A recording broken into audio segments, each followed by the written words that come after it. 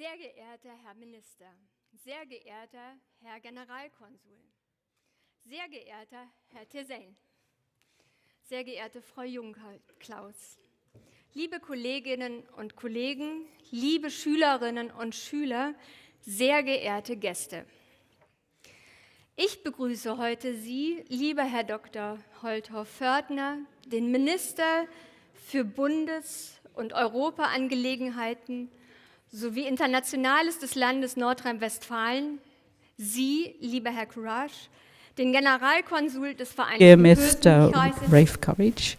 Sie, lieber Herr Tasane, als unseren besonderen Gast und Autor, as a special guest and author, as well as you, Miss Jungklaus, representing the Literaturbüro Nordrhein-Westfalen. Ich freue mich außerordentlich, dass Sie, verehrter Herr Minister, I'm extremely pleased that you, Minister, have selected the Europaschule, that is our grammar school here, as a location for this event. So the reading by Mr. Tasane is in the event of Europa, erlesen, Reading Europe, during our special anniversary year of 75 years of friendship between the UK and North Rhine-Westphalia, and I would like to thank you for that. We here in the Krupp Gymnasium know that it is our job to support and live the European values of democracy and liberty and see these as an engine for our work. For many, many years, the Krupp Gymnasium has taken on this task to also welcome youngsters from Syria, from Afghanistan, and from many other countries of this world who have come to Duisburg to open up opportunities for them and to integrate them into our school and academic life and to make a contribution to them so they can feel at home in Germany. This is often very successful, so that they can start an education and training and also have a degree here at this school and also A-levels. So this has left a mark on our school community in the special neighborhood of Duisburg-Rheinhausen. Sie, verehrter Herr Tasane, you, dear Mr. Tasane, in your reading from your book, shall I address the youngsters who are here today, and I would like to thank you for that most cordially. Euch, liebe Schülerinnen und Schüler, begrüße ich I would also daher like als to welcome besonders you, wichtige Gäste dear dieser Veranstaltung. students. You are the special guests of this event. You are our main So guests möchte here ich today. euch, liebe Schülerinnen und Schüler des Krupp-Gymnasiums, und euch, Why I like liebe to Schülerinnen welcome und you once Schüler again, des dear students of the School Krupp und des Gymnasium and of Mannesmann-Gymnasiums, St. George's zusammen mit School euren and the Lehrerinnen und Mannesmann Lehrern Gymnasium, hier together sehr with herzlich your willkommen teachers, heißen.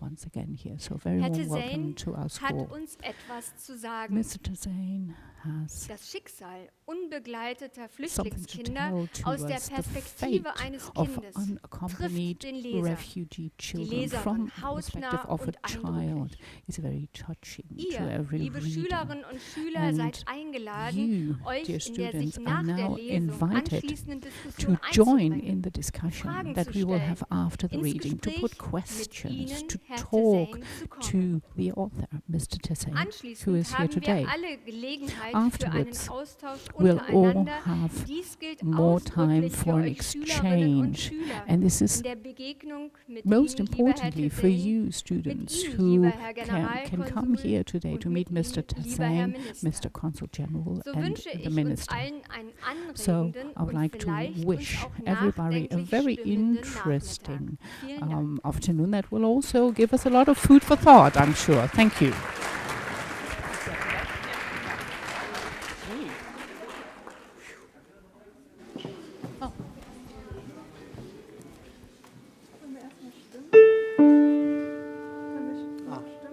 Ja.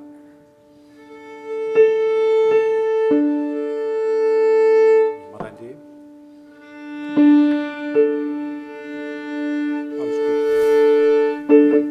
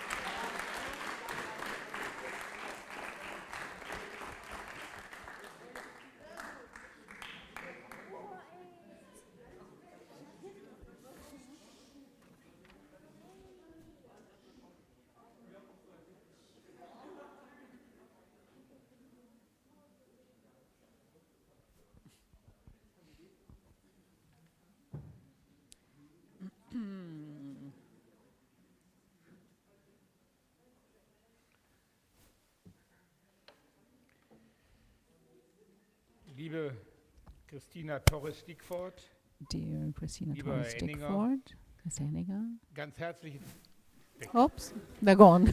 ganz They've herzlichen disappeared. Dank für die So, wunderbare thank you very musikalische much Eröffnung for this für einen musical Literaturabend. opening for an Sehr evening verehrte Frau of Schulleiterin, literature. liebe Frau Herrmann, Dear geehrter Herr Headmaster, Ms. Generalkonsul, lieber Herr Herrmann, Courage, dear Consul General, sehr geehrter Mr. Herr Courage, Tasane, Mr. Tasane, sehr verehrte Frau Jungklaus, Miss liebe Jungklaus, Lehrerinnen, liebe Lehrer, liebe dear Schülerinnen, liebe Schüler, teachers, dear students, herzlich willkommen a very bei warm welcome Europa to erlesen. Europa erlesen. Ob präsent oder Reading digital, Europe, Europa whether erlesen, in ein analog or digital Literaturformat, form.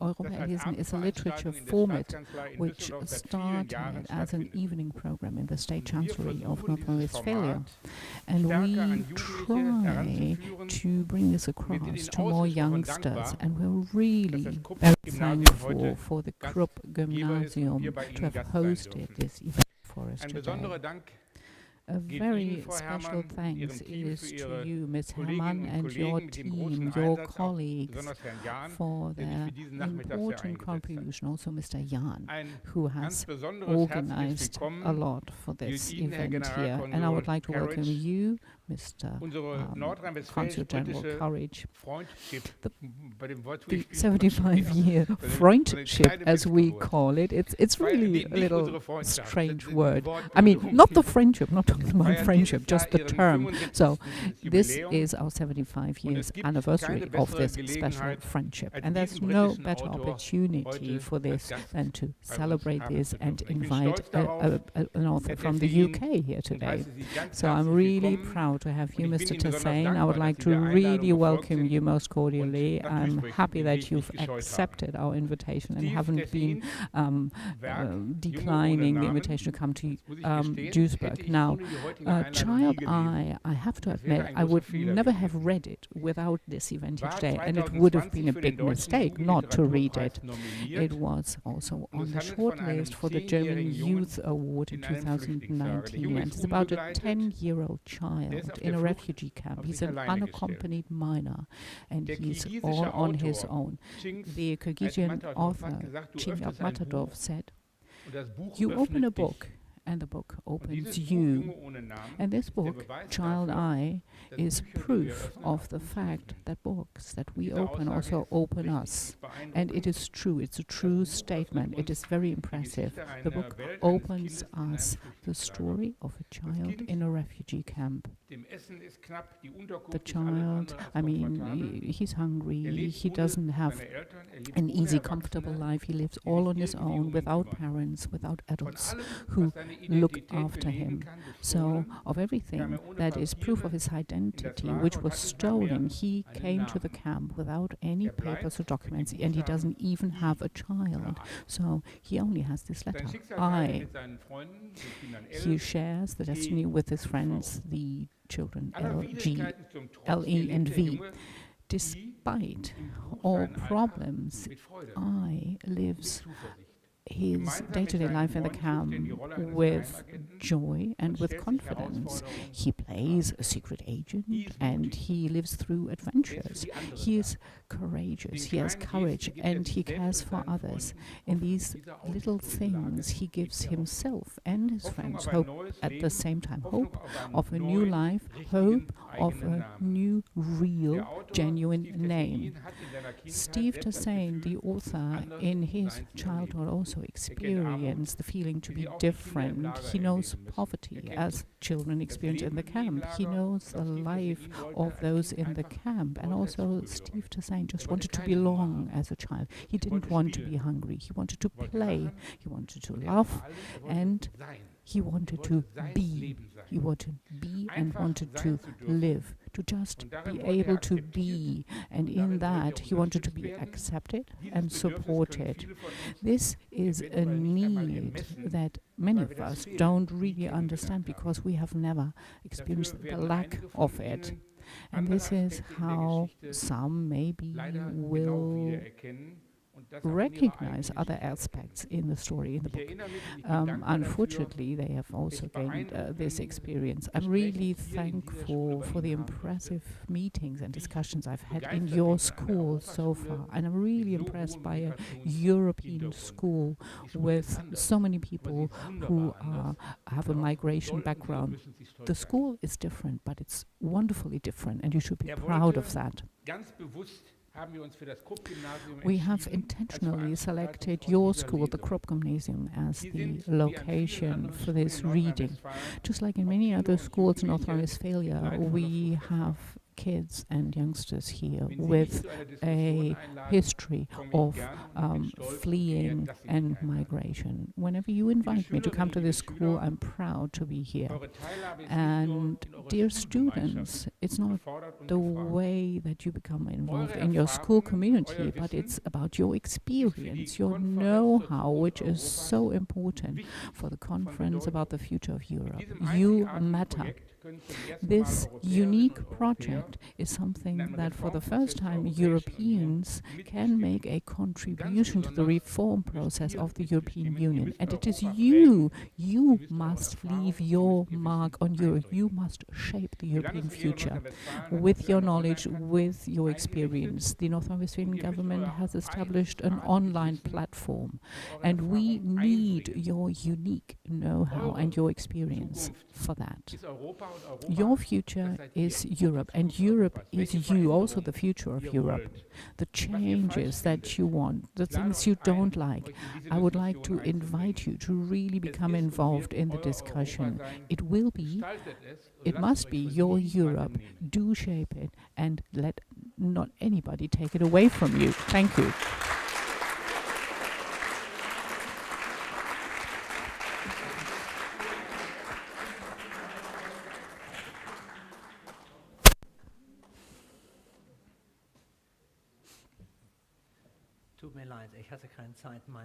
Sorry, I didn't have time to print out a hard copy of my lecture, so I will read it here from my phone. Hope you bear with me.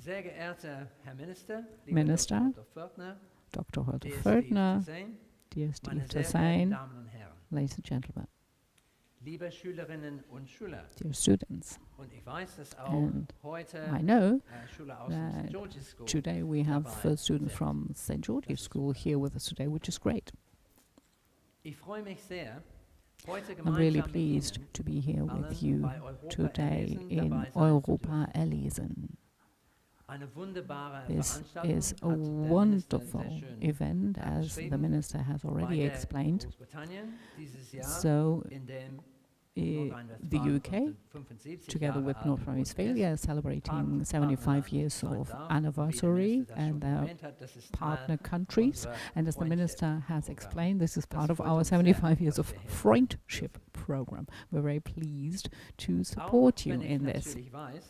Now, I know, of course, that Steve Tasane isn't just an author, but also has a background in poetry slams. I'm always very, very pleased when it comes to literature and books. I am the son of a bookseller personally, and I grew up with books, and I know how important reading books and literature are. Reading means that you can feel into other people, to take on different perspectives and opening up to others. The topic of migration and refugees is sadly much more topical than ever before. I'm a diplomat. I have worked in many different countries, amongst others in Pakistan and in Turkey. But of course, I haven't really experienced real migration, or I've never had to flee myself. But As we know, we most recently had this very sad story with the Afghanistan, the Taliban taking over power in August.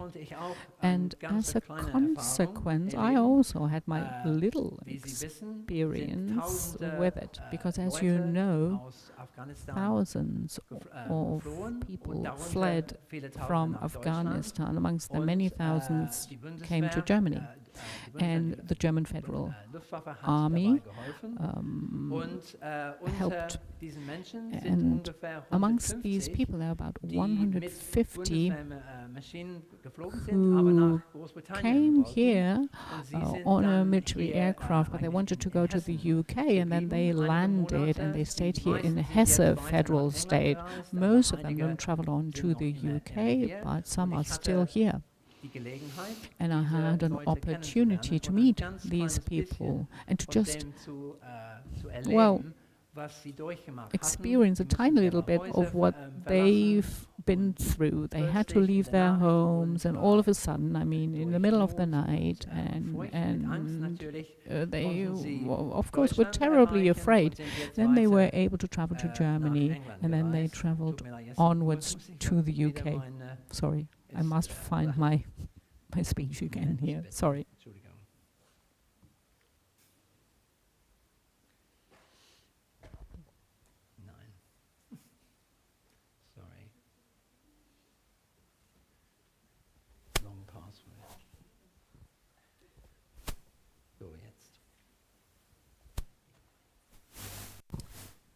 So, hier können nur gemeinsam So länderübergreifend Lösungen gefunden werden. we can only find solutions to this problem in a cooperation between the countries, and it'll be the future generations, the young generations, who will have to make their contribution. I'm very pleased to be listening to a reading from Child I in a minute and to have the discussion with you afterwards. I wish everybody a very pleasant evening, and I thank you for your attention.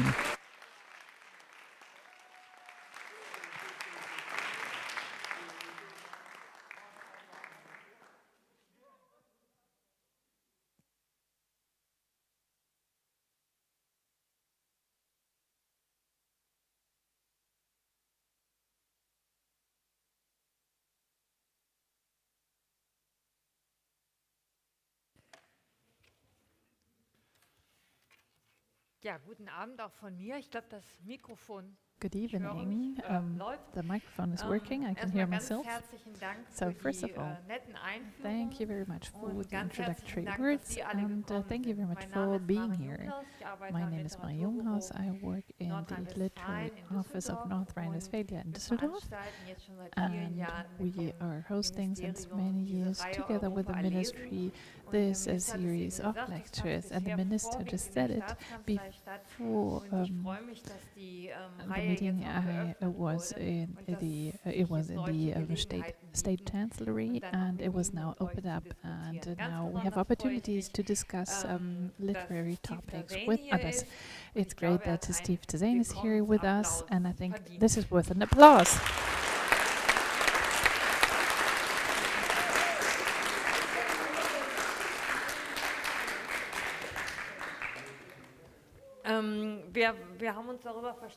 We agreed that we'll do it as follows.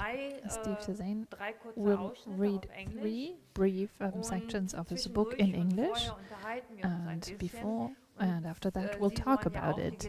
And we also would like to give you the opportunity to ask questions, to make comments. But we'd like to let you ask questions whenever you feel like it. So you don't really have to wait until the end of the event. Just let us know. If you want to say something, just raise your hand. And you need to really show up your hand very high, because I'm blinded by the lights. I can't really see you well. But just let me know whenever you have questions, because most of us really know the book already. So to start with, what I forgot is to say thank you to the translators who are sitting here. It's great to have the opportunity to listen to the conversation in 2 languages. I could have done it somehow in English, but I'm a bit nervous and I would probably not have asked the right questions then. So thank you very much for the interpretation. And when the English text is being read, the original, then the German book will be read at the same time. And that's a translation by the literary translator Henning Arendt, who's also an author. And I find that is very important to mention that, because translating literature is really an art in itself. And I think Henning Arendt did a very good job translating the book into German. Steve Tasane, welcome again. You arrived yesterday from London. You are born in Leeds, and you had several stages in life, different locations, and you said London now has become your home because you've been living there for a long time now. You're an author, we know that, because you're writing these books. And what is not on the page of the editor is that you have published several books already. You also participate in poetry slams. Maybe we'll come back to that a bit later. Can you tell us something about yourself? How do you become an author? If you want to be a teacher or something, you study. And then after that, you find a place to work as a doctor, as a teacher. But becoming an author is somehow different. So how did you get there? As of when did you know that you wanted to write? When did you publish your first book? Okay, danke schön. Before I answer, I would just like to thank you for offering me the hand of friendship across the waters, which I'm more than happy to enthusiastically shake as one Brit who loves other cultures and other communities. So it's an honor to be invited here today. So thank you. And I apologize for not speaking German. Like too many English people, we only know English, much to our national shame. Unlike Rafe, whose German is very good. So yes, thank you, Marilyn. I grew up in a very conservative market town called Northallerton in Yorkshire, in England, and it wasn't a very exciting place. It was monocultural. There were only white faces there. There were only, generally speaking, straight people there. There were families, and my family was not just that my father was a refugee from Estonia, and my mother, her father was an economic migrant from Ireland, came over to England because of the poverty there. But as well as that, my father left when I was only 5 years old. So we became a single-parent family, which in those days, in that place, was seen as sinful. It was wrong. It was something people would turn their noses up. So I always had this sense of being an outsider, even though I didn't understand the reasoning at the time. And I found that I escaped from a lot of that by reading books, reading all kinds of books. Because we didn't have much money, what we had was lots of books that were old and dusty and battered that were passed down, donated by people. So you read whatever books you had to hand, which was great. There was a randomness. It's like, okay, I haven't read this one. Let's see what this is like. And I also escaped into the stories of Marvel comics. Spider-Man and the Fantastic Four, and that really opened my doors.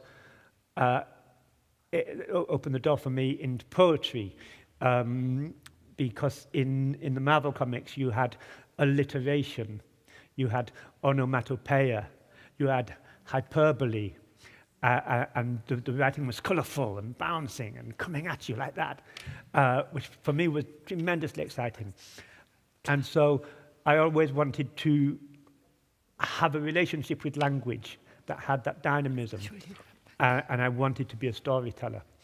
And really, I never actually wanted another job. It was poetry and novels for me all the way down the line. I felt that was what I was driven to do, and eventually, here I am.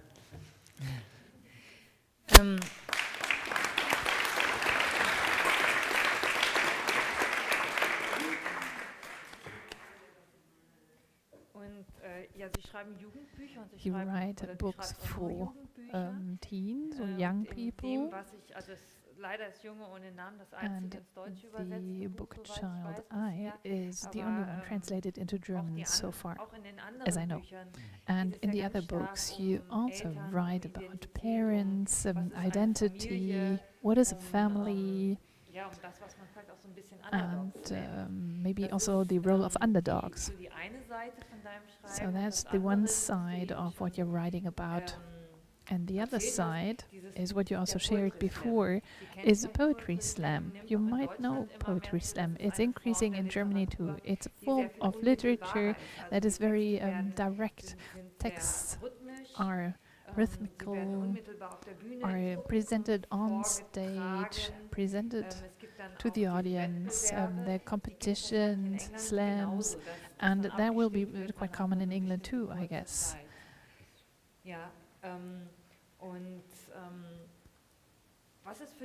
So, what's the difference between these two forms of writing? Are both forms sharing some of the same ideas? Because some of the books have a very difficult content also. Yes. First of all, I like to read my novels aloud to myself, which we don't normally do, but they are written in first person. It's all I did this, I did that. So it's speaking. The books speak to the reader. And so when I hear what I've written aloud, if the speech is wrong, the rhythm is out, the vocabulary is inappropriate, you can hear it. You hear it much more than you see it. And we have musicality in our speech. We have physicality in our speech. As you can see, I cannot speak to you without being physical. And that relates to poetry specifically. Performance poetry is a physical, it's an active thing. I cannot perform my poems if I am sitting down. I have to be stood up, so I reach you all. Books, of course, when we read books, we go into the book. We go right in, which is beautiful. But you can only go into the book if the writer has stood up first when they were writing the book. And that's the connection creatively. Mm. So, dann kommen wir vielleicht jetzt mal zu dem Buch, was im Mittelpunkt heute des Abends steht.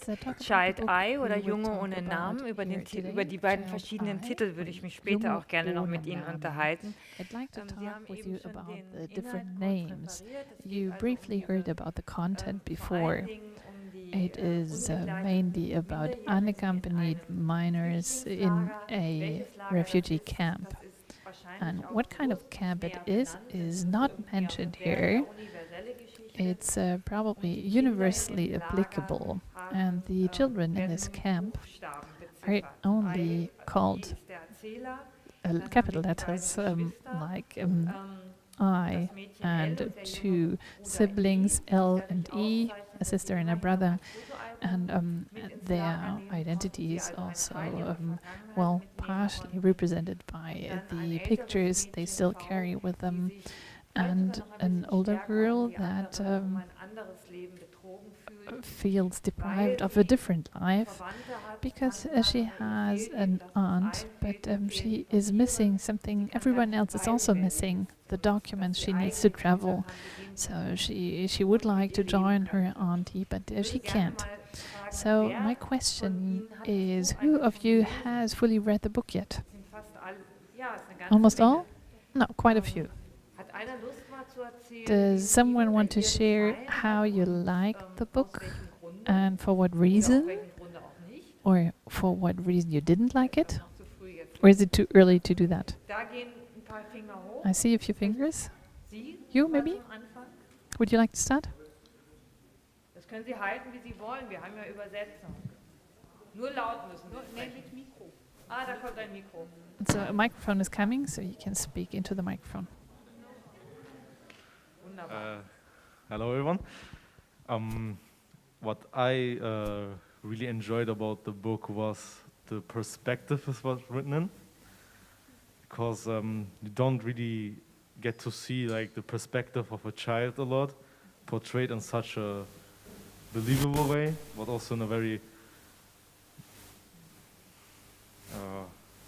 very close way. The I is very mature for his age, but he still is very innocent in the way he thinks about this entire situation, and this gives the whole situation a very special feel that you don't usually get when people talk about immigrants and camps and whatnot. Thank you. Dankeschön. Thank you.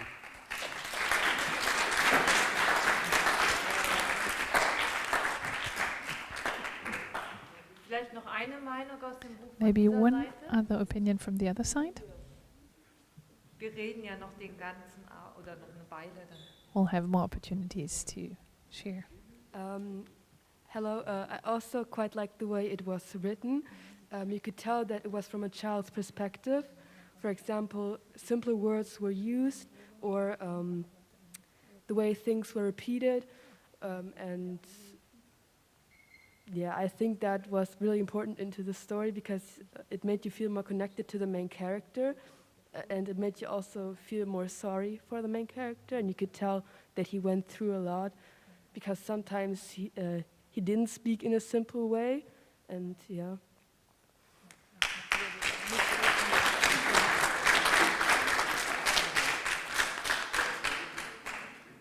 Ich glaube, das sind schon zwei sehr essentielle Dinge über das I Buch. think Das ist eben, these are dass man so nah two dran very ist. essential elements, that you're so close to the main character, that you're so close to them. Vielleicht lesen wir einfach mal den ersten Maybe we Teil. can now start Oder wollen Sie reading the noch, first willst part, du or noch would you like to respond? kommentieren? Yes, thank you. I'll respond and then read the first part. Thank you for your comments. Yes, two things. One, in literature, there is a sense that children's fiction isn't real literature. If it's a proper book, it's a book for adults. And obviously, I don't hold with that at all. There's only good stories and not so good stories.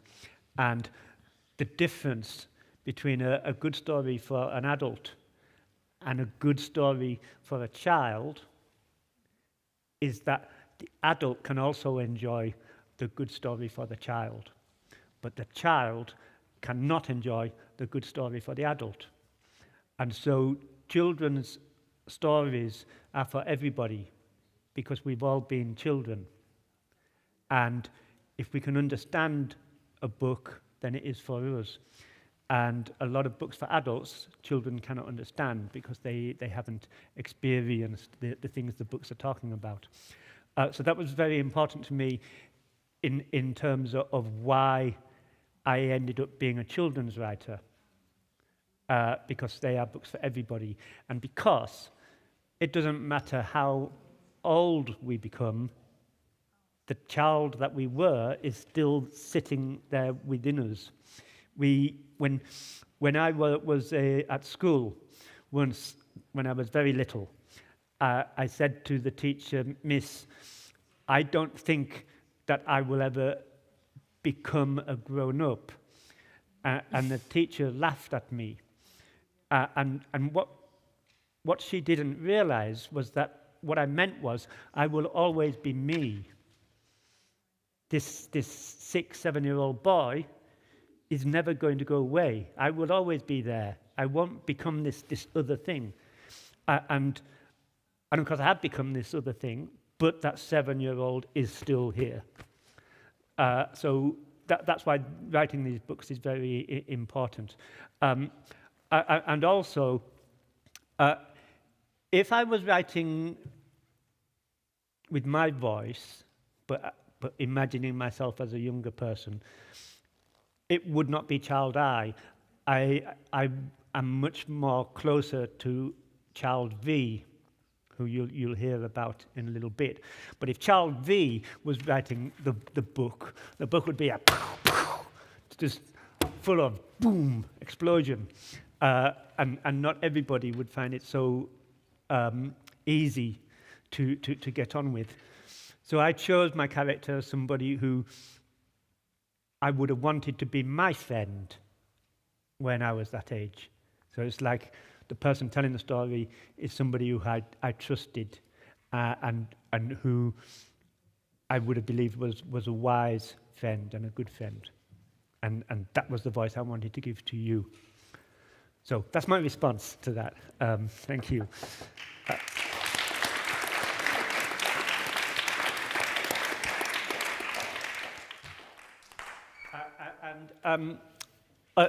Also, the reason why the children have letters rather than names, and the reason why there is no country mentioned anywhere in the book, and the reason why there is no religion mentioned anywhere in the book, was because I wanted anybody, anywhere, to imagine themselves in this story.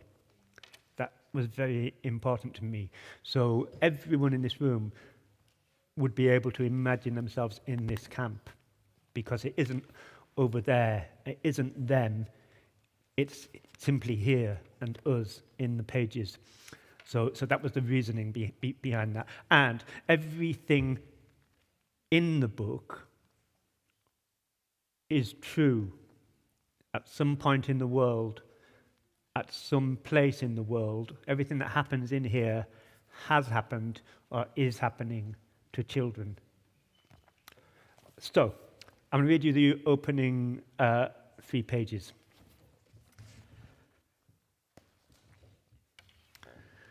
Today, the mud is dry and crusted and blowing in my eyes. Today is also my birthday. I think today is my birthday. I asked one of the grown-ups, what is today's date? Is it July 3rd? I asked. Something like that, they said. July 3rd is the date of my birthday. I think it is the date of my birthday. I'm sure it is. I'll be 10. I am 10. I am certain. There have been so many things I've had to remember, and time is so difficult to measure properly. But I would not forget my birthday. I cannot remember my mum's birthday or my dad's, but I remember their names, their full names. I remember my sisters' names, and I'm pretty sure I remember their birthdays too. I remember my sisters and our home, our own home. I remember the money my uncle shoved into my pocket before he lifted me onto the boat filled with strangers. And when I went to sleep, The money was in my pocket, and when I woke, the money was gone. And my sisters are gone. And my mother and father are gone. But I don't want to think about that. Or when the man threatened me with a knife and stole my pack with my phone and my papers. My phone, full of photos of my sisters and mum and dad and my friends, their numbers, videos, playlists, all the fun things from my life. And the papers. Papers which would let everybody know for certain that today is my birthday. And mum and dad's full names, the name of our village, and everything about me, my story, all the stuff that I am beginning to forget. Which is why nobody here knows it is my birthday. So nobody here gives me any presents. If anybody gave me a birthday card, I would show it to the guards and say, "Hey, look, do you believe me now? My name, my age, here on my birthday card, proof." This is why I want to tell you my story. Because the guards say that everything that happens must be documented. But I'm not going to tell the story of my past. I'm going to tell the story of my life right now, here in the camp, beginning today, on my 10th birthday. My story goes like this.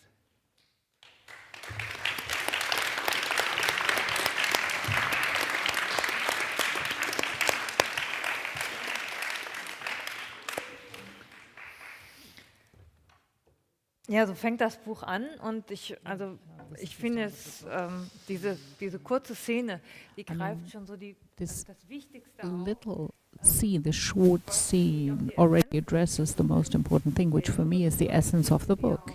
The boy describes how he was sent away from this boat and how everything was stolen from him, and including his mobile phone.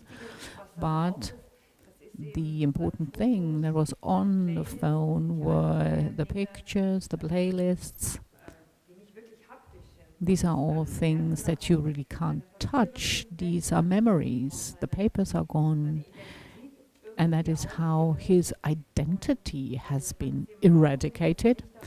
And I found it striking that he doesn't say, well, we used to have a big house and I had many toys and a garden and so on. No, but it's about the immaterial things that he talks about. I mean, for a 10-year-old, it is a powerful image that he understands this. And would you also say that this is the essence of a person, name, memories, and fantasy, imagination? So is this stronger than the things you can actually possess and touch? I think that memory is either there or not there.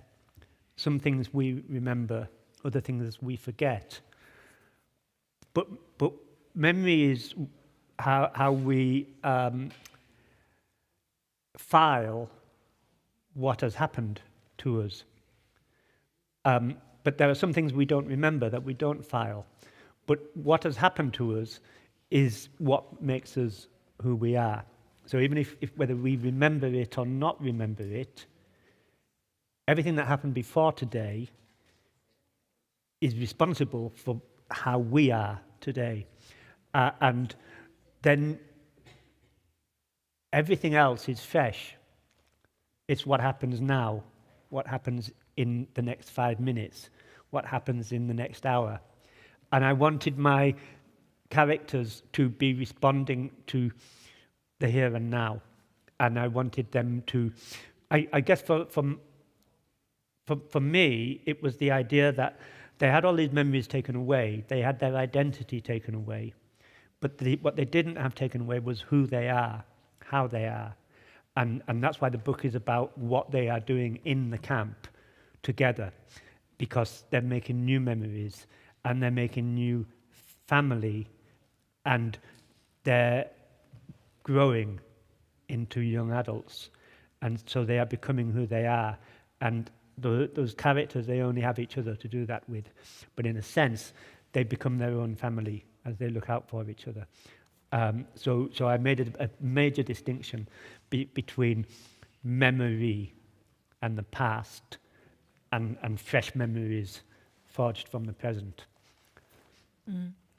Ich würde Sie ja da auch noch mal fragen jetzt, wie gesagt, ich sehe hier so schlecht.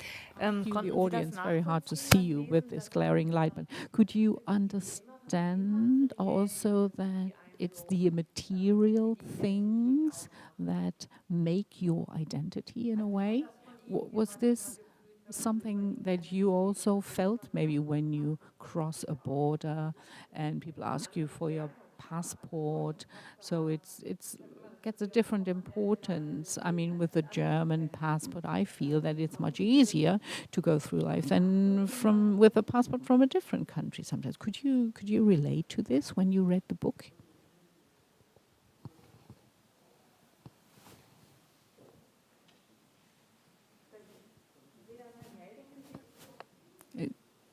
Was that a hand going up? A life book for referring to the passport. That's something I was surprised of, especially speaking or seeing that in the perspective of a child, to name it life book. So deciding about your life, about your future. It's not only your identity, as you said before. For maybe us, it's not only an identity, but also something, a gadget to travel around, to travel to other countries. But here you chose, of course, the book is for children, and a lot of things are simplified, but why did you choose the word life book for referring to a passport? Yes, thank you. One of the things that I was focusing on with the book was the sense of play, and for that reason, the children's letters, they form anagrams of different key words that suggest what is happening in each chapter. So there's a playfulness there, and in towards the end of the book, Child Eye creates a play tree with dried leaves that he writes letters onto the dried leaves. And of course, in English, a page of a book is also a leaf of a book. Does that translate, do you think? Ja, wir sagen auch Blatt und doch ist eigentlich dasselbe. Yeah. Sorry. Did you ask me? Yes, you. Yeah, sorry. I think it's the same that we have also we have a blood from a tree, a blood from a baum, and we have a blood in the book. Right. Yes. It works. Yeah. So, thank you. So part of that play is the idea of a passport. That in a sense, this, or rather, this is Child Eye's passport. This is what will get Child Eye through the world. This is the English passport. This is the German passport. Part of the play with that is that when we think of our stories when we are young people, the key issues of those stories are where do you live? Who do you live with? Do you have brothers and sisters? Are your mother and father living with you in the same house? And where have you gone?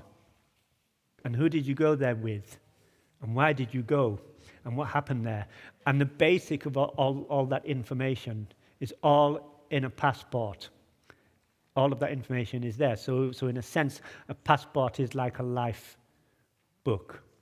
So I was trying to explore the wordplay with all of those things in the same way in the book when child V tells I that she's got hold of a visa, and child I thinks that it's a travel visa that will get you into the countries, but it's a visa card, which is of no use.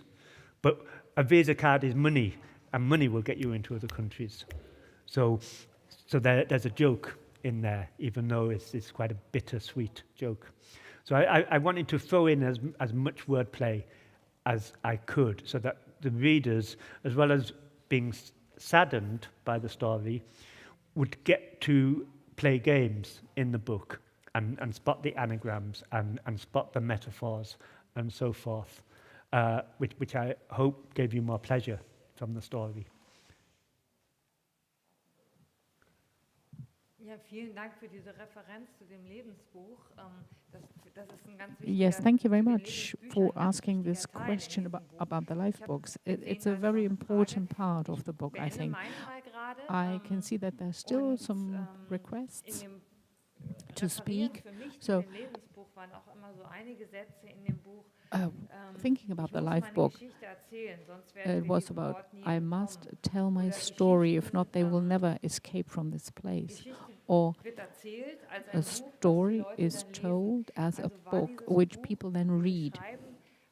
So was this book, this writing, also what you did in order to provide a different type of passport to the children, to put their identity, if you like, between two covers of a book?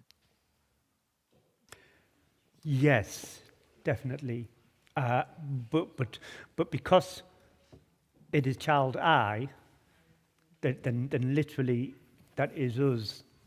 That we are child I, because I is you and you and you and you and you.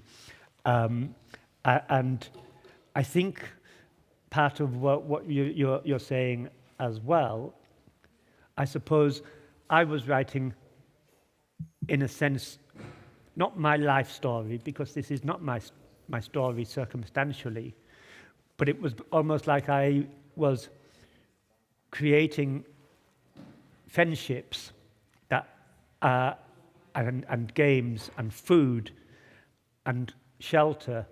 That is what makes all of us who we are, because if we don't have shelter and food and play, basically food, family and friends, then we are not happy. We must have those key things.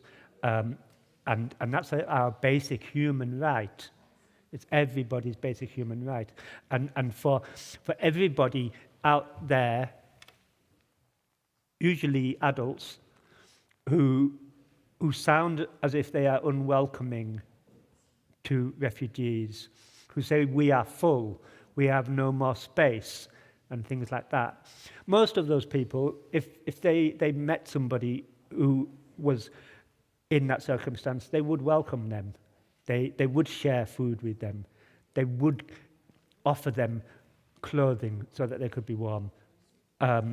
Because when it comes down to it, that's what makes us human, that we will help each other.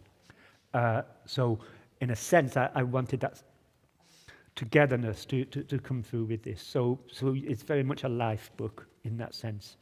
Mhm. Hier vorne war noch eine Frage. There was one more question here in the front. Please wait for the microphone. I just wanted to ask, why did you choose the letter I for the name of the child? Did he also forget his name, or what happens? Child I is the first bit of wordplay, because obviously it's not there in the German translation, but because I is the first person narrator, so if we're telling a story, we say I did this and I did that. So it seemed natural that the main character should be called I, because he was telling the story. In the same way, that the character V, who is combative and angry and resistant, and I called her V because V is short for versus, when you have one team battling another team, and that's what she does, is she battles the other side. L is phonetically French for she, and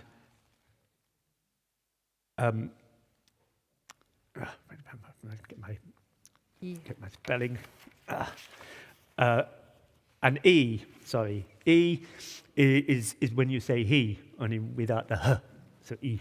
So I wanted those to just represent just a boy and a girl. And O is called O because all O does is not speak. O just goes, O, because O is just a toddler who's in a state of shock. We don't know what's happened to O, where O has come from. We don't know what O has lost or who O has lost, but we know that O is in shock and is on his own, and so O is all that he can say. So again, that's quite serious, but that's all part of the wordplay, and wanting those letters to form the key words like live and vile and evil and love. If I remember correctly, the German edition keeps the same names, which I think was very wise. But the French edition, I was really impressed. They came up with different letters for the children and made their own anagrams out of them. And I think the main character in the French edition is called Child J, I think, because je is yeah. And they were quite inventive with that. But I think it's potluck with the language. It just happened that those key French letters all made similar key French words. But with most other countries that wasn't possible at all. So yeah. Ja, danke, das auch nochmal aufgeschlüsselt zu haben, denn in Yes, der Übersetzung thank geht dann you doch for einiges this explanation, verloren, leider. because sometimes things get lost in the translation. So it's always worth to learn a foreign language. I would have liked to come back to the title. I mean, Child I and Boy Without a Name are really diametrically opposed. I mean, Child I is about an identity. He talks about this identity because he's talking about himself, I, whereas in the German translation, the boy remains a boy without a name. So I think that's wrong in a way. These are issues of translation. Yeah.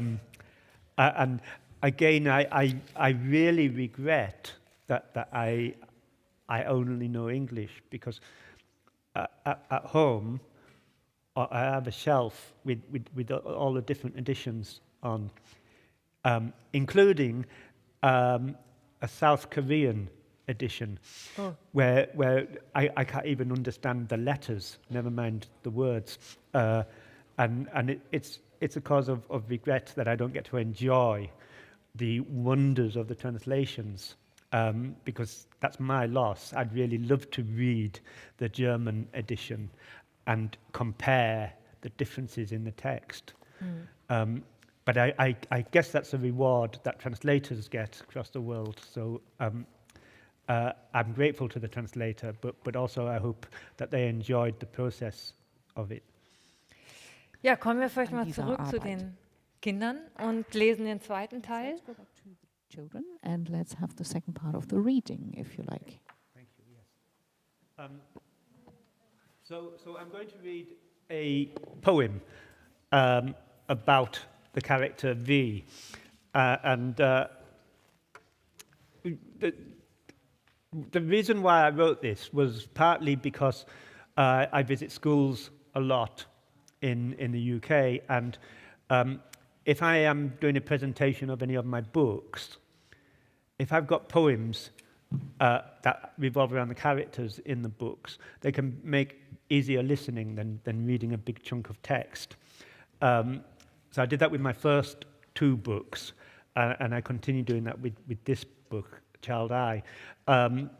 And I wanted to explore, as a writer, the idea of cut and paste.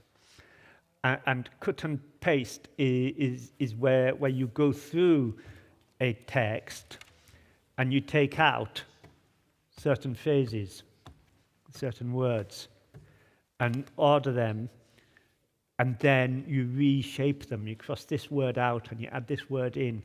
So you literally cut in and paste in. And what I added to this poem about V that makes it more of a sound like a poem is alliteration. So a lot of the words here have a V sound to them, which I didn't do in the book, because if I had, it would have been artificial. It wouldn't have felt like a real voice. But with a poem, it can feel like a poem, so that's okay. I suspect this may lose some of the musicality in translation. So depending on how good your English is, feel free to listen to me if you want to get the music of the alliteration. But if you want to get the meaning, then a translation. I should also say too that what happens in this poem is all true. I made V up. V doesn't exist, but all the things that happen to V in this poem are all true to one girl or another somewhere in the world. V, walking in tight little circles, muttering to herself, fists raised like she's going to do 6 rounds in a boxing ring or run a race and go for gold. V's socks covered in dirt, holes in the heels from stomping round. V howling like a wolf, trumpeting like an elephant, cackling like a hyena, hissing like a cat. V rushing up to the guard, facing the guard, hands on hips, jutting her chin at him, jabbing her finger. He stole my shoes. V scratching at him like a lion. The guard calling her wild, wrestling her, but V clinging like a monkey, getting her teeth into him, vicious. The other guards reaching for their clubs. But V is far beyond fear. She lived in a village devastated by violence, visited by war. The family she loved was bombed and evacuated. V fled with her brother on a voyage across the sea. The overcrowded vessel sank, and V's brother drowned. Now she is on her own. She has nothing left to fear. But the guards call V a liar. They say her version of events is well-versed but unverifiable. Even so, they claim they stole her shoes to keep her safe, to stop her wandering into a place of danger. V is vulnerable. V is a victim. She is off the map. Now V's livid, cursing beneath her breath, spitting venom with a vengeance, erupting like a volcano. V versus the world. All in vain. I know, I say. Let's play a game.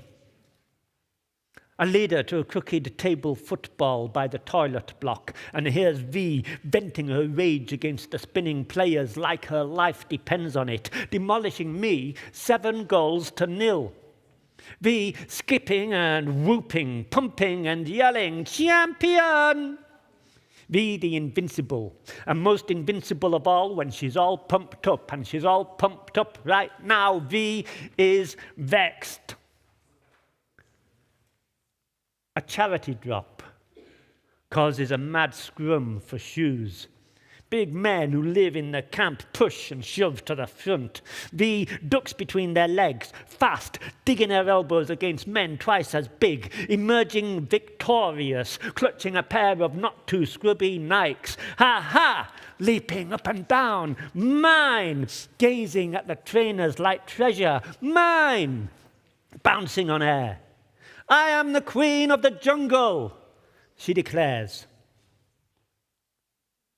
Tonight, V will walk out of the camp in her brand new Nikes. Tomorrow, the guards will find her, drag her back, and confiscate the Nikes. V, never giving in.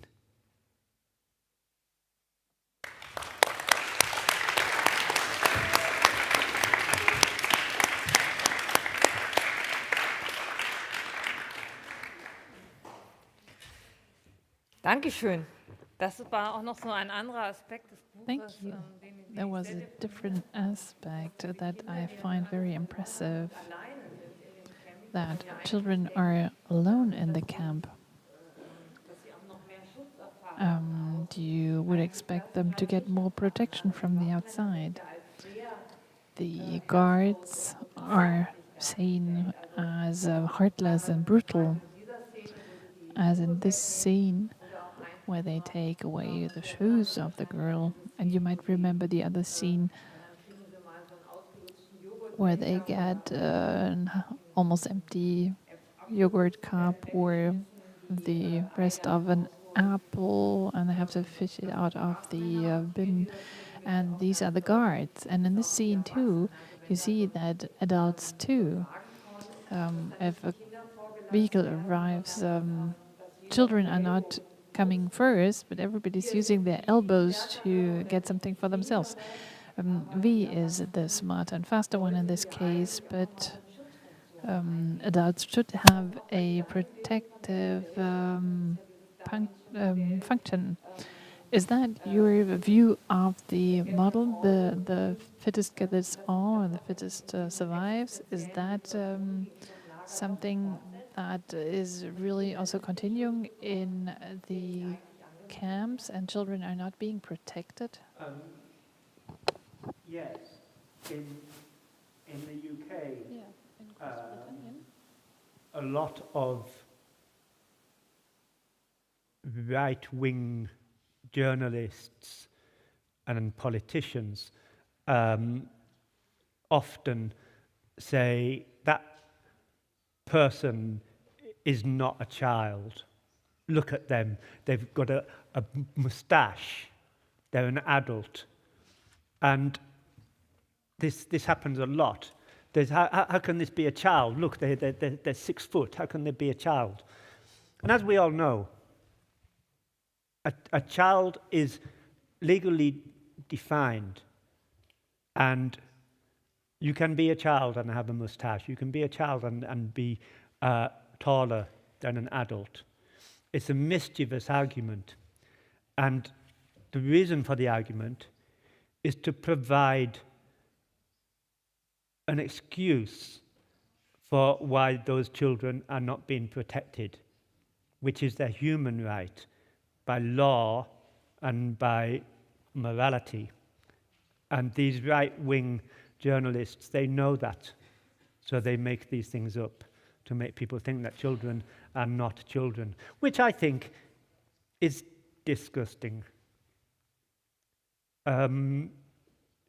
However, most people, as I say, do want to help, and the laws are there. As is often pointed out, there is no such thing as an illegal refugee. It is not a thing that exists, an illegal refugee. It's a myth that people make up because we have this idea that if they're breaking a law, then they're bad people. But that simply isn't the case. Everybody who is a refugee has a legal right to be welcomed and to be protected by the people who live in the country where that refugee is fleeing to. That is a human right that is protected by law, but that we often get told lies about. And the reason is because those minority of people do not want to stand up and protect the children. And they should be ashamed of themselves. Du hast ja eben gesagt, warum du dieses Gedicht geschrieben hast, und man hat es ja auch jetzt beim Vortrag ganz stark gehört, dass immer wieder dieses Wie so betont wurde. Es gibt noch einen anderen Aspekt. There's another aspect that I find interesting in literary and in content terms. The children are always playing in the mud. The entire camp is full of mud. And the mud keeps occurring all the time, and brown is a very important color describing the camp.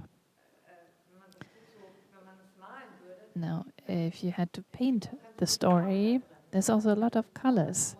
You have the brown as an undercolor, but a lot of colored dots, like the plastic figures that are dipped into paint.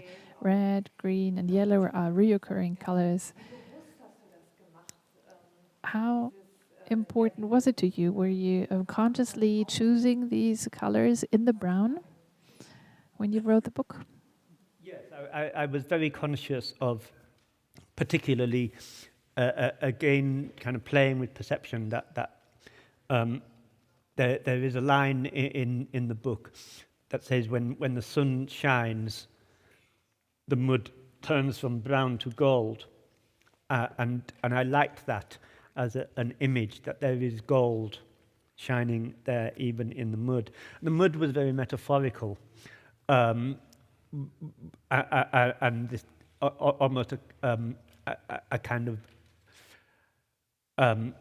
Samuel Beckett no place that they're stuck in. They're just stuck in the mud, figuratively and literally. But within that there is gold. And I particularly wanted that gold to be the colour for V, because V was the one with the most pessimistic aspect to her personality. And I is like, nah, I'm not having that. You're going to have the gold toy because you really shine.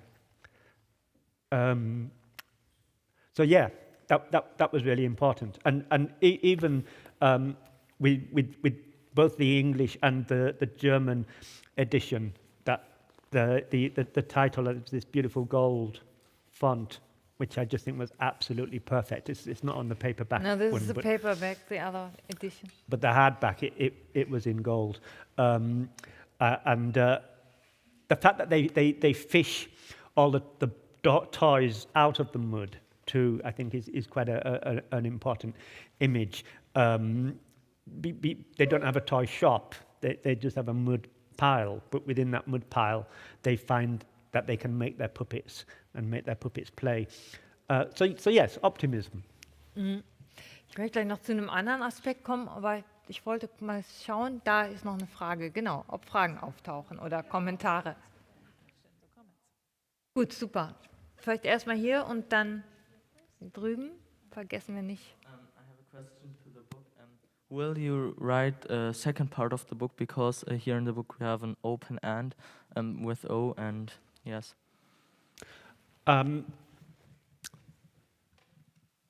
Probably not.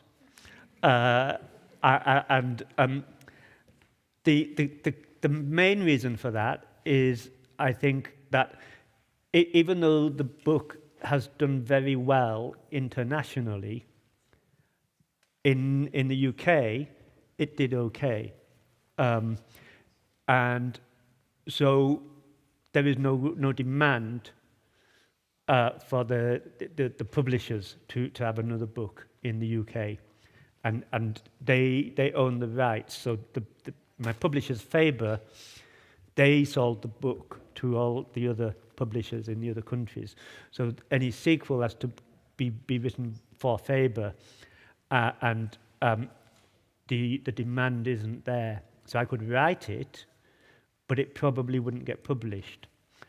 And so therefore, it would not be helpful for me to spend my time writing it if it wasn't published. In some ways, though, I think it's quite good that there won't be a sequel, because it's open then to your imaginations what happens to O and what happens to V and the other characters. And I know it's a tantalizing end, because they haven't even found O. They're off in search of O. And I think we know in our hearts that they're going to find O. There's been a signpost, somebody spotted O.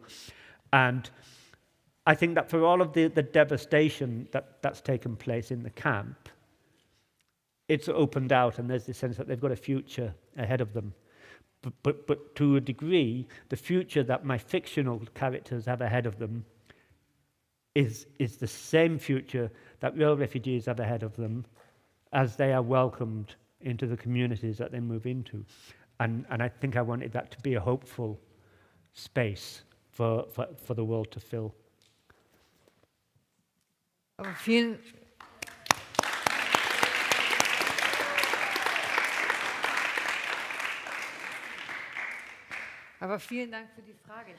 Thank you very much for the question. The end is really important for the reader. You start to think what happens next. Is it a good ending that we're expecting, or is it really hopeless because the camp is not available anymore? I see that there's another question over there. First of all, thank you for your performances. I think you're doing a fantastic job.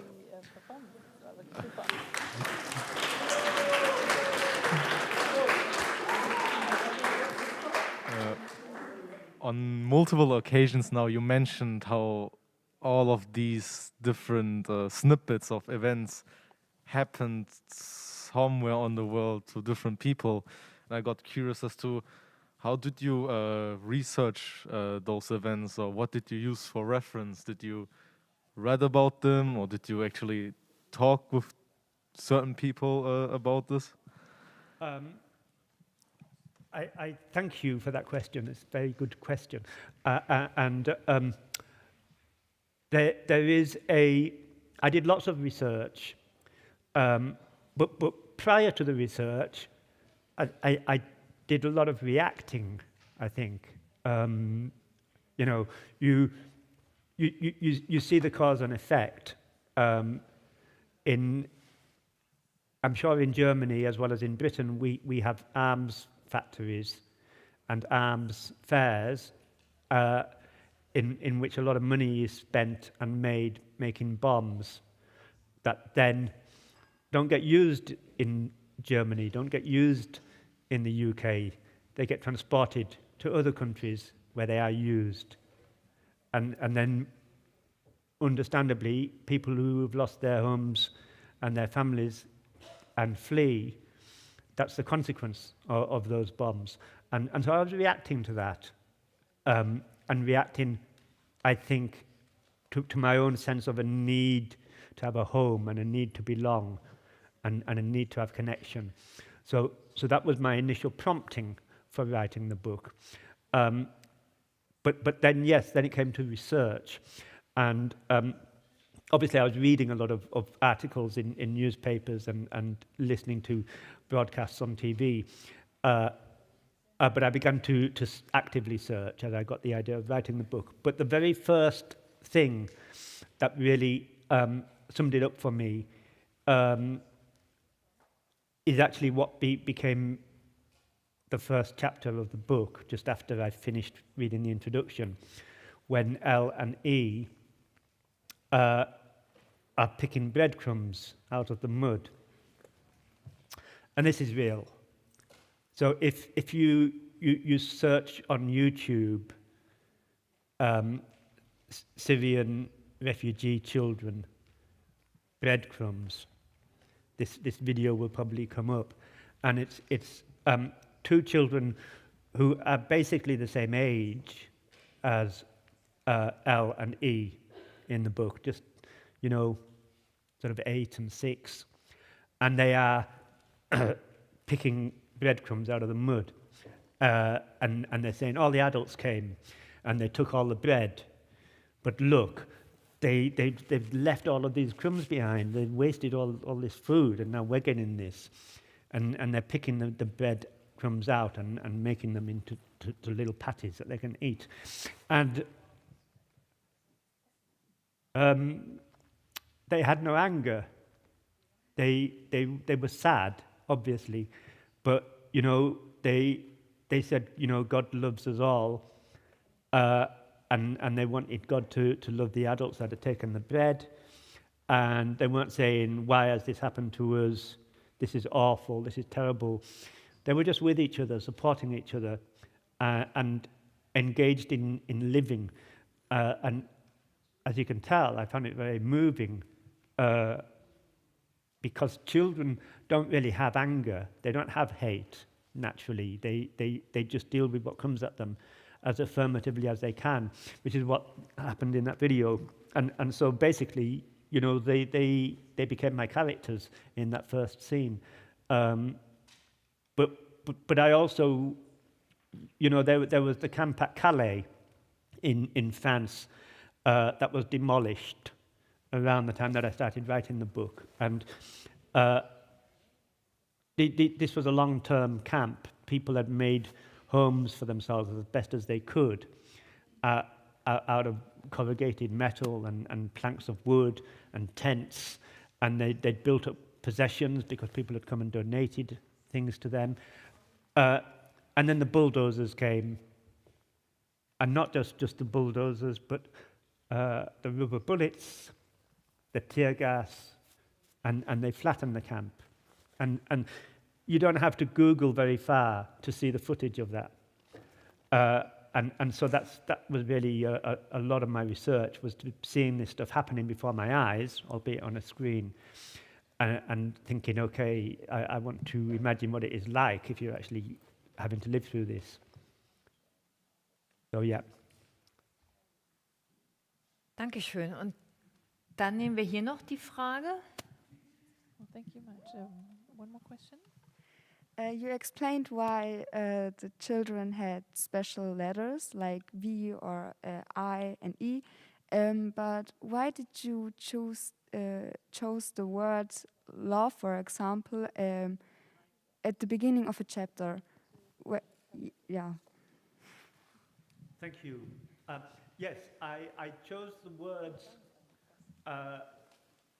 that would represent the stuff that was happening in the chapters.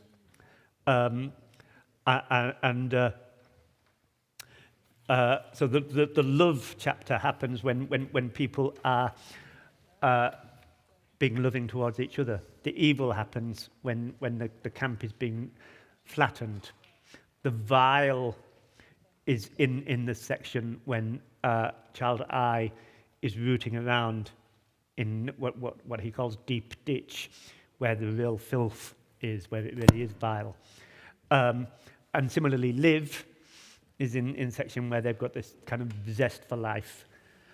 Lie is in the section where V is being accused of not telling the truth. And there's another little game that I was playing here with the first section, because of the way the book begins on the front page, and it's like a preface before the book begins, and then you get the first chapter, and until you know what's happening with the chapter titles, that looks like that's chapter 1. But it's not chapter 1, it's chapter I, and that is the first word. But you don't realize that until you get to the other chapters and see. So that's just me being mischievous as part of the sense of fun that's in there.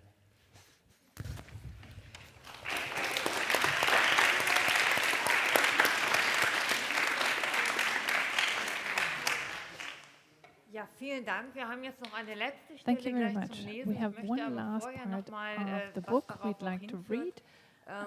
Wir haben jetzt, finde ich, sehr viel traurige Sachen eigentlich nur aus dem Buch besprochen. Recap, we talked about a lot of sad aspects of the book.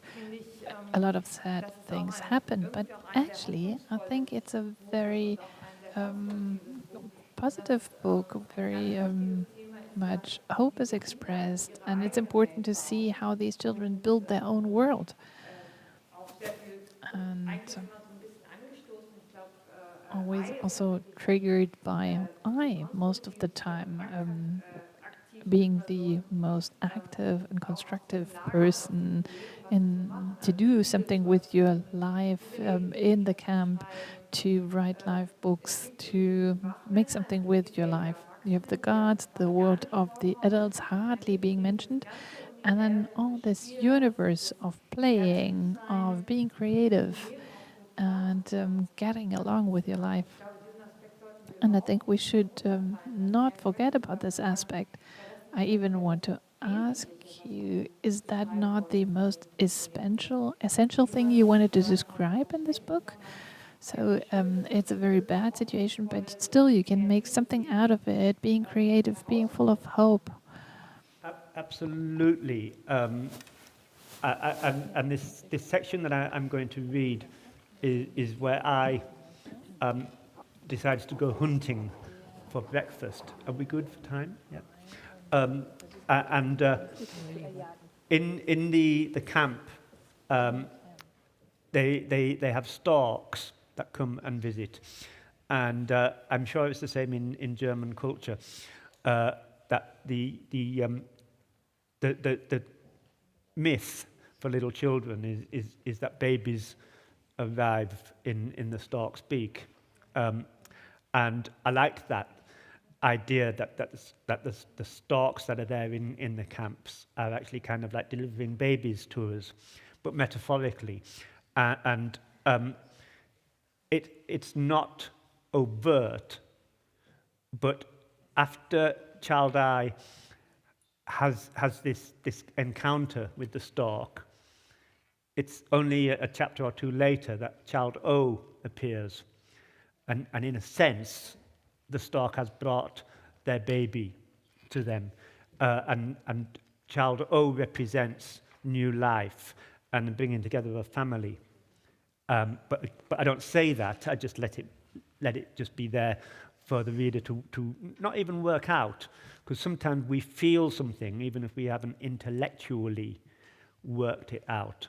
So I liked the feeling of that positivity, and yes, thank you, Maren. The whole book is a celebration. The whole book is an affirmation, and it's about being alive, and it's about being alive with each other. And as sad as it is, I do agree. I think it's utterly positive book in the worst of situations. The situation is negative, but the characters that live and thrive in that situation are truly positive people. And this section was as much part of that, because when we play, we're rehearsing adulthood, whether that is that we're play fighting, or whether we're play producing, or whether acting out stories or whatever. It's all rehearsal for adulthood, which is why so many children's toys are miniature versions of adult things. And again, I don't say it specifically, but in this version where I goes out to try and hunt the stork and he has a knife, it's quite serious, but actually it's really just him getting to have an adventure, getting to have a bit of a scrap, and imagine what it's like to be a man taking on those responsibilities. So even this is play. It's just it's got a serious reason to it, which is that they would like to have some cooked meat for breakfast. But beyond that, it's play. So I'll read it. Pardon me. Yeah, I did that properly. Okay. The sun is shining and the mud is drying into hard ruts. I am going to do something we can celebrate. I am going to find some food for E. He hasn't eaten properly for days. I'm heading for deep ditch. I have a scarf to cover my mouth because the smell is bad. But it is the rubbish and decay that is actually the attraction. It is not just me and the others camped here who have been on the move. Birds travel from country to country too. And some birds, big birds that use up a lot of energy flapping their big wings, they decide it is better for them to travel less and eat more. Big birds, like storks. When I gazed up at the sky last night, I saw one. Actually, I saw two, then three. Their wings like paper kites above our heads. I thought of the stories my mum used to tell me about storks delivering new babies. I pictured the circling storks bringing one baby after another into the camp, dropping them from their giant beaks at Charity's feet for her to mother. But I am 10 now. I have too many responsibilities to be thinking such nonsense. The storks are not circling around the camp bringing us babies. They are here for the food. Storks don't worry about the smell of the decay. There is nothing they like more than pecking through the rubbish tip looking for some rotten food or other. Big birds, storks. I have my knife, the one I use for shaping my puppet sticks. And I am big now. Bigger than I used to be, and hungry. Imagine the faces on L and E when I return to our shack with the best breakfast we've had in months.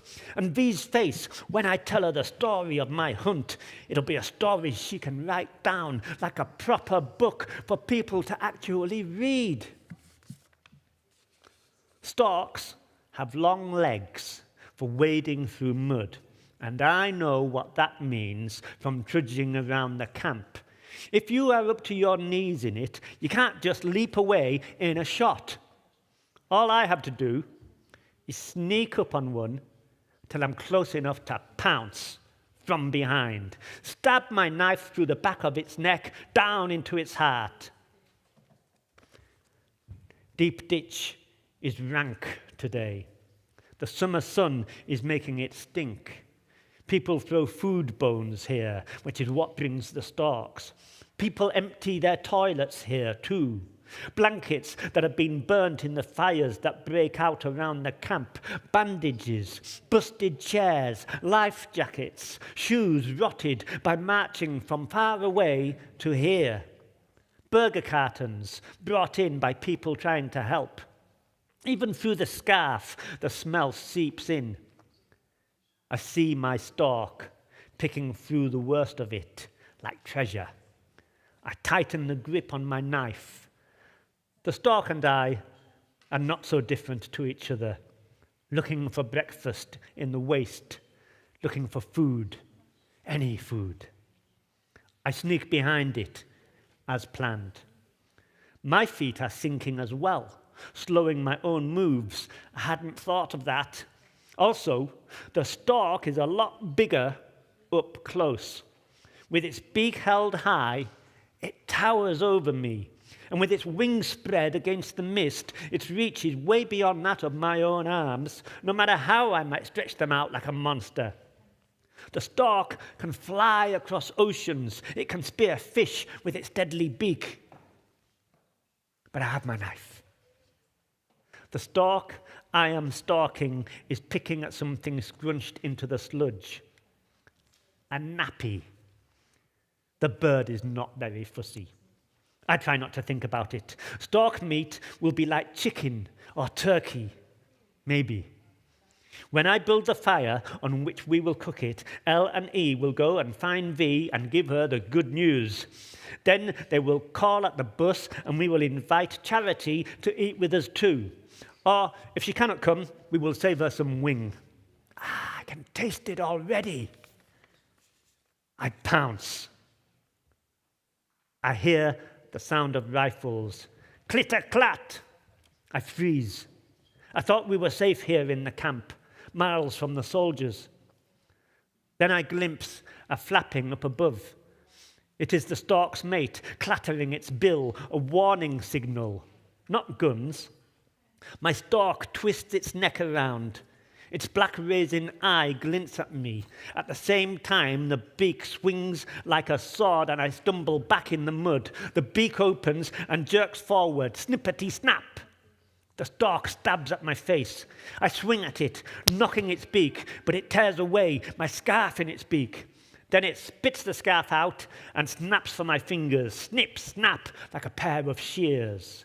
I catch my breath. Snip, snap, at my chest. Perhaps it is the stork who is thinking of me as breakfast. I thrust my knife forward. The tip clangs against the bird's bill like a sword fight. For a moment, we fence with each other.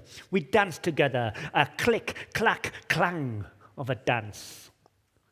Then the bird also stumbles in the mud, flapping its wings in a fury. I feel the wind of it in my face. I drop the knife. The stork lunges. I leap forward to meet it, my fingers grabbing blindly. I yell. It clitter-clats back at me. I land face first in the mud. I roll over. The shape of it rises above me into the sky, its whoosh of wings flapping its sure escape. In my chest, my heart goes boom, boom, boom, like distant bombs.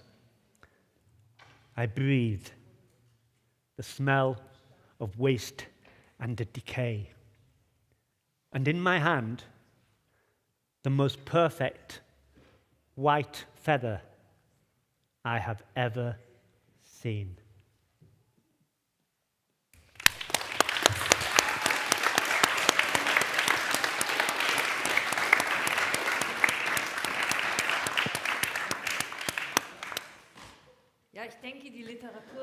Well, I think literature should be the final note, or the second to final note, if you like, of this event, this meeting. We have still some time to be here together. You are still invited to put all kinds of questions that you would always have liked to ask about this book or literature in general. You have maybe brought your own copies, which you would like to have Steve sign for you. I would like to thank you, Mr. Herman, and you, Minister, for having organized this event. I would like to thank you for having listened so patiently, for having put all those questions. I don't know why I was here for putting questions. Thank you very much to our interpreters, but most of all, thank you, Steve Tasane, for being here with us today.